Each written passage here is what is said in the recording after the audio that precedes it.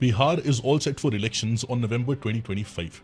But the mood of election in Bihar has already begun as of July of 2025 by Election Commission of India, going on for special intensive revision of electoral rules in Bihar. Now this is a complicated issue and yet a debatable and controversial one. The Honorable Supreme Court of India has declined to put a stay on Election Commission of India's special intensive revision of electoral rules in Bihar ahead of the assembly elections which are going to take place in Bihar on November 2025. Now a lot of petitioners have raised the concerns in relation to the special intensive revision of electoral rules, also disenfranchisement of several individuals due to the new processes involved, and also non-inclusion of certain documents as a proof to be casting vote in the particular state. All these issues are ongoing in Bihar elections right now. Now in this context, what is the special intensive revision ongoing by Election Commission of India? What is Election Commission of India? What are the powers, constitutional powers of Election Commission, and how on such a huge scale Election Commission of India conducts elections in our country? All these questions we'll be trying to answer in this particular session. Hello, my name is Preetpal Singh and you're watching Perspective.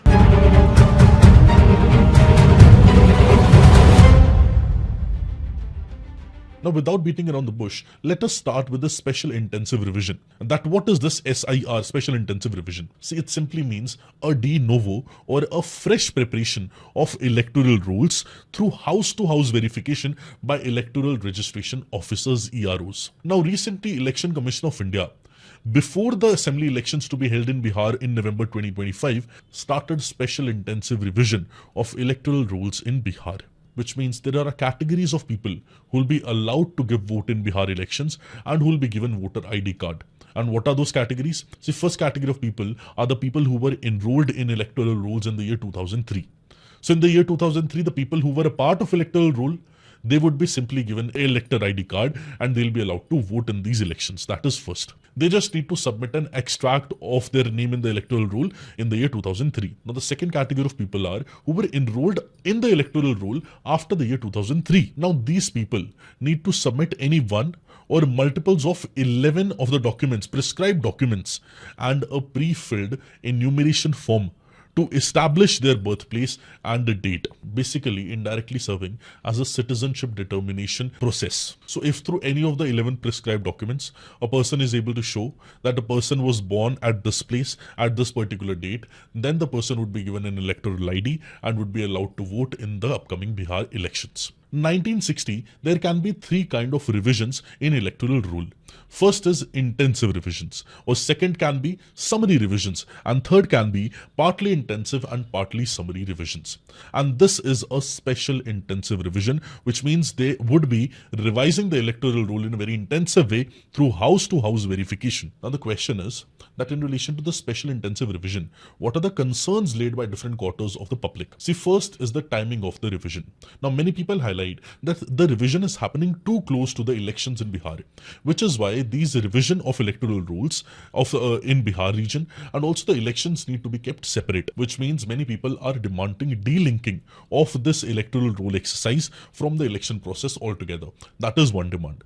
Another demand is in relation to document exclusion.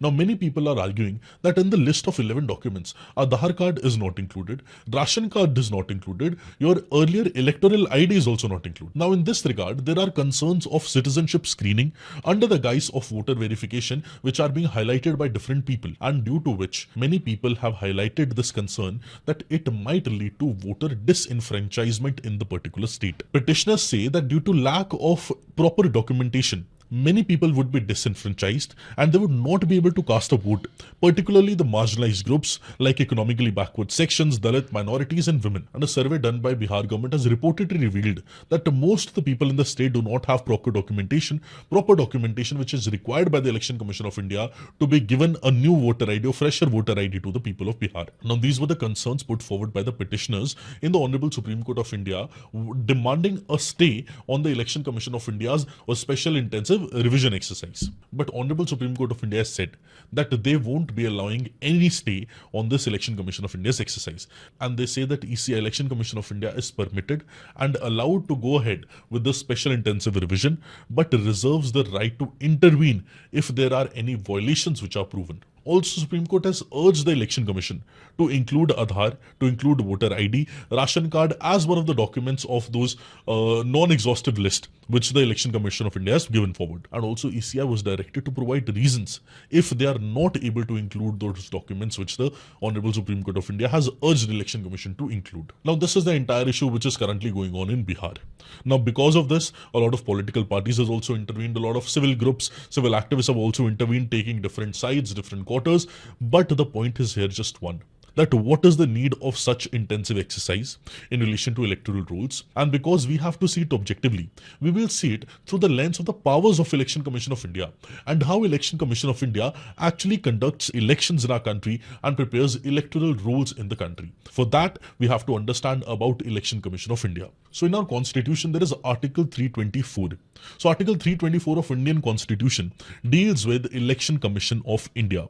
The article contains detailed provisions regarding the composition of ECI, the appointment and service conditions of the members, the powers and functions of Election Commission of India, and other related aspects as well.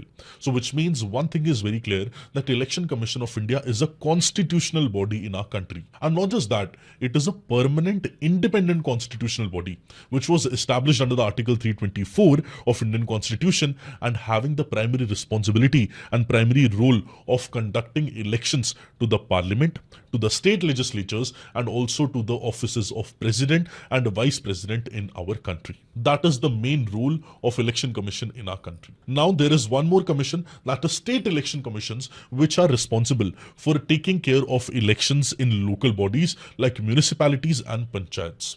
So in municipalities and panchayats, it's not the Election Commission of India, but state election commissions who have a predominant role to play. Now let's see the constitutional provisions one by one.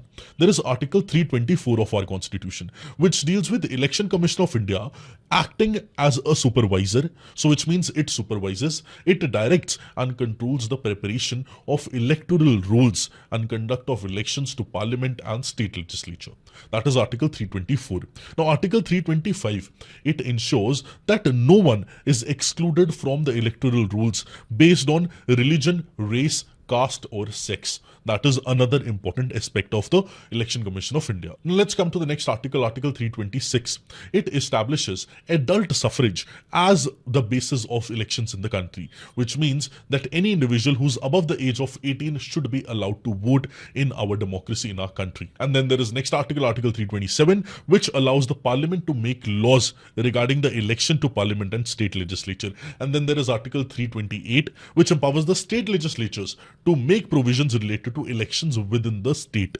And then Article 329, which prohibits judicial interference in electoral matters. One is advisory rule, second is quasi-judicial rule, and third is rule as an administrative body.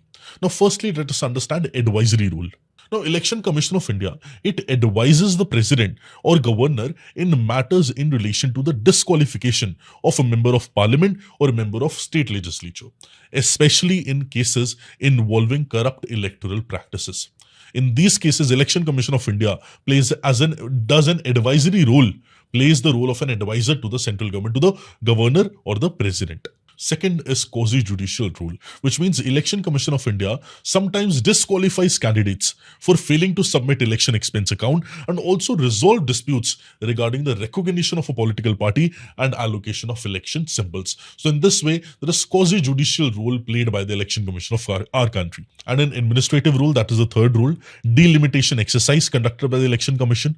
Now, delimitation of electoral constituencies, voter registration, updation of existing electoral rules and scheduling of election details or dates all comes under administrative duty of Election Commission of India. And also additional to that, it also ensures adherence to the model code of conduct during the elections and monitors political campaigns and political expenditures very minutely. So in such a vast expanse, advisory, quasi-judicial and administrative, the functioning of Election Commission is held. Now, in order to understand the structure, see, first of all, there are three members of Election Commission currently. One is the Chief Election Commissioner, and there are other two election commissioners around that. However, initially before 1989, Election Commission of India just had one single member. But after 1989, due to reduction of the voting age from 21 to 18, two additional members were added to Election Commission and they were made election commissioners. Now, who appoints the election commissioner, chief election commissioner, election commissioners? Of course, it is the President of India who appoints the chief election commissioner and two election commissioners. And they serve for a term not exceeding more than 6 years or the age of 65, whichever is earlier. Also, one more interesting thing to note here is that chief election commissioner in our country can only be removed through the process of removal of a Supreme Court judge, which means special majority is required in both the houses of parliament, which is absolutely impossible. Now, till now, it must be very clear in your mind that the Election Commission of India is in charge of conducting parliament elections and state legislative assembly elections in the country. Now, while conducting these elections, they are also responsible for formation of electoral rules. Now, all these processes which are undertaken by the Election Commission of India, for that they require a very huge machinery, a very chronological machinery. And the machinery goes as follows. On the top, there is Chief Election Commissioner. And alongside Chief Election Commissioners, there are two election commissioners in the country. Now, under those election commissioners, there are further many deputy election commissioners which are appointed. Now, those deputy election commissioners, they appoint a Chief Electoral Officer, CEO. Now, under those deputy election commissioners, Chief Electoral Officers for particular states are appointed. And who appoints the Chief Electoral Officer of a particular state? The Chief Election Commissioner of the country in consultation with that particular state. So one state, one Chief Electoral Officer. Now, for the state level, there are Chief Electoral Officer. Now, for the district level, there are District Returning Officers, DROs. And usually the collectors, the IS officers of that particular district are made the DROs, District Returning Officers, responsible for conduct of elections in that particular district. Now, within districts also, there are returning officers for each constituency. So every constituency would have one returning officer of Election Commission of India. Now, within the constituencies, there are different polling booths. And for different polling booths, there are different presiding officers appointed by the Election Commission of India. So this is how the chronology works. Your Chief Electoral Officer for the state, then District Returning Officer for the district, then Returning Officer for a constituency, and Presiding Officer for a particular booth. Now, all these machinery, if it works efficiently, makes elections in our country smooth, efficient, well-functioned, and trustable. Now, as I've told you earlier, Election Commission of India is not just a constitutional body, but it's a permanent constitutional body.